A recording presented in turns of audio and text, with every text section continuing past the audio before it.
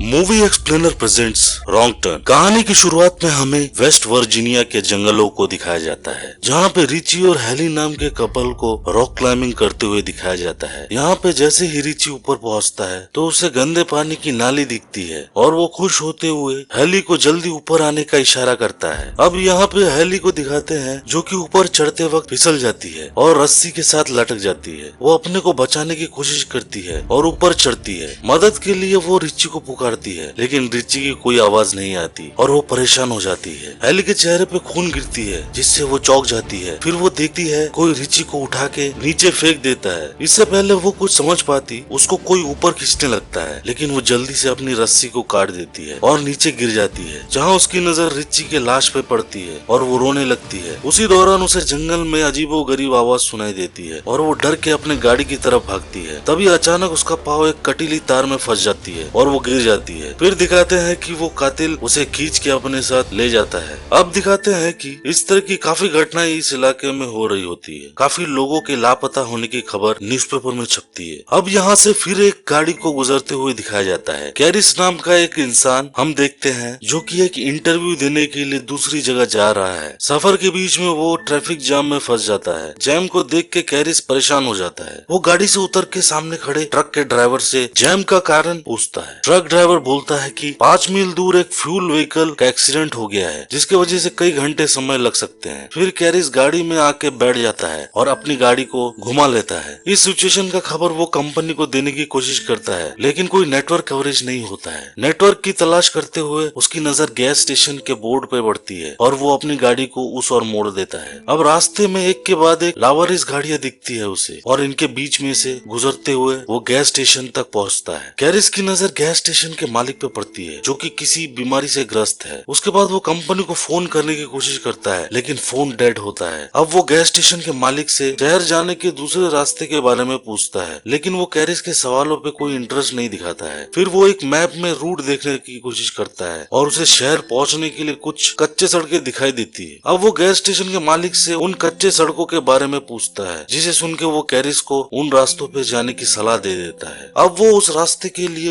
रवाना हो जाता है, जहाँ वो घने जंगलों से होते हुए एक इंटरसेक्शन में पहुंचता है। वहाँ उसे एक शॉर्टकट के बोर्ड पर नजर पड़ती है और वो सोच में पड़ जाता है। आखिरकार वो शॉर्टकट वाले रास्ते से जाने लगता है। अचानक उसकी नजर एक मरे हुए हिरन पे जाती है, जिसे वो देखने के चक्कर में सामने खड़े एक गाड़ी को टक्कर मार देता है, जो कि एक भयानक एक्सीडेंट होता है, लेकिन उसकी जान बच जाती है। दूसरी गाड़ी के लोग बच बचाव में बाहर निकलते हैं और कैरिस से उसका हाल पूछते हैं। फिर कैरिस उन लोगों से सॉरी कहता है और साथ ही साथ कैरिस उनके गाड़ी को सड़क के बीच में रखने की वजह जानना चाहता है, जिस पर फ्रेंसिन उसे बताती है कि बीच सड़क पे किसी ने कटीली तारों को बिछा रखा है, जिसकी वजह से उनकी गाड़ी का एक टायर फट गया है। फिर इनकी एक सहेली उन्हें पिछले गैस स्टेशन जाके फोन करने का ट्राई करने को कहती है, जिस पे कैरिस वहां जाने को मना करता है। अब सभी पैदल चल के मदद ढूंढने का फैसला करते हैं, लेकिन दो लोग जिनका नाम इवॉन और फ्रेंसिन होता है पीछे रुक के गाड़ियों की देखभाल करने के लिए रुक जाते हैं। अब पैदल चलने के दौरान उनकी नजर रास्ते पे पड़े मरे हुए नेवले पे पड़ती है, जिसे देख के लग रहा है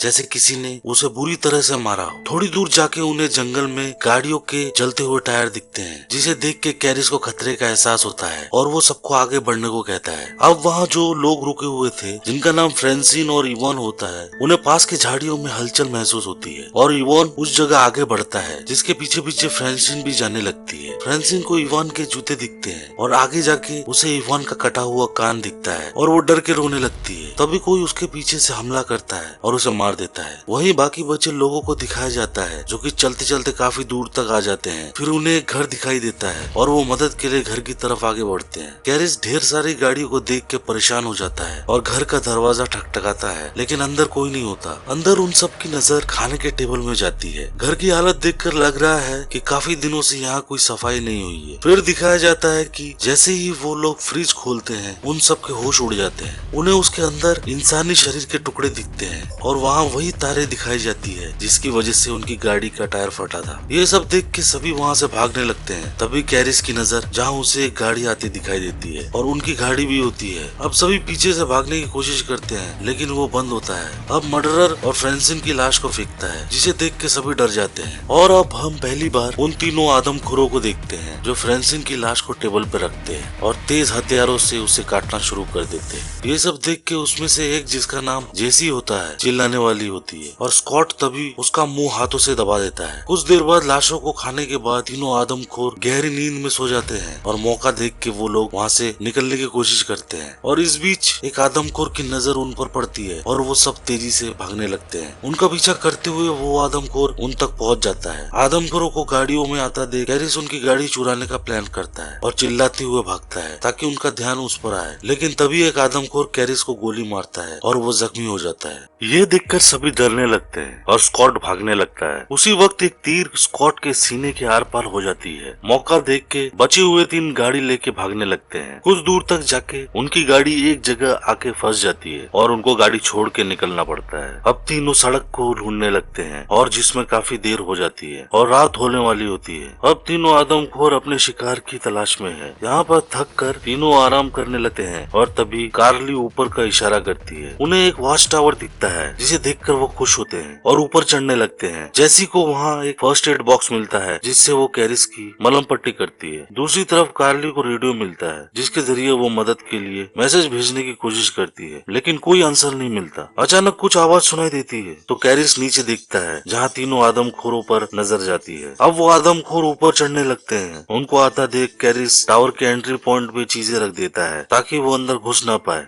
और कुछ देर बाद वो वहाँ से चले जाते हैं। अब कार्ली रेडियो में अपना लोकेशन बताती है। तभी वो आदमखोर रेडियो की वायर को तोड़ देते हैं और वॉच टावर में आग लगा देते हैं। अब खुद को जलता देखकर अपनी जान बचाने के लिए कार्ली एक सामान की मदद से टावर के शीशे तोड़ डालती है। कैरिस की नजर नीचे पेड़ों पे जाती है और तीनों अपनी जान बचाने के लिए उन पेड़ों के ऊपर कूद जाते हैं। अब आदमखोर तीनों को देख लेते हैं पेड़ों के ऊपर और वो एक डाली से दूसरी डाली भागने लगते हैं जिनके पीछे पीछे आदमखोर भी जाने लगता है। एक जगह पर जाने के दौरान आदमखोर कार्ली के नजदीक आ जाता है और कुल्हाड़ी से उसके चेहरे पे वार कर देता है जिसके कारण उसके दो टुकड़े हो जाते हैं। अब बाकी बच्चे दोनों संभलने की कोशिश करते हैं। तभी कैरिस को पीछे से गाड़ी की शोर सुनाई देती है और उसे पुलिस की जीप दिखाई देती है। गाड़ी को रोक के उससे मदद लेने के लिए कैरिस आगे बढ़ता है। तभी एक तीर पुलिस वाले के सर के आर पार हो जाती है और हम देखते हैं कि आदमखोर कैरिस को मारने आता है। कैरिस गाड़ियों के नीचे छुप जाता है और जब आदमखोर उसे देखने के लिए नीचे झुकता है तो उसे कैरिस नहीं मिलता है। वो हैरान रह जाता है। अब आदमखोर जैसी को मारने लगता है और तभी उसे गाड़ी की शोर सुनाई देती है और उसे देखने के लिए आदमखोर दरवाजे के सामने जाता है। कैरिस गाड़ी लेकर उस पर हमला करता है और एक आदमखोर को कुचल डालता है और उसकी रस्सी को खोलने लगता है। इसी बीच दूसरा आदमखोर उस पर हमला कर देता है। अब पीछे से जैसी हमला कर देती है तीर से और दोनों घर से बाहर निकल जाते हैं। उनकी नजर पुलिस की गाड़ी पे पड़ती है जिसमें पेट्रोल का जैरीकैन रखा होता है। कैरिस जैरीकैन पे निशाना लगाता है और उसके बाद एक जोरदार धमाका होता है और कार के परखच्चे उड़ जाते हैं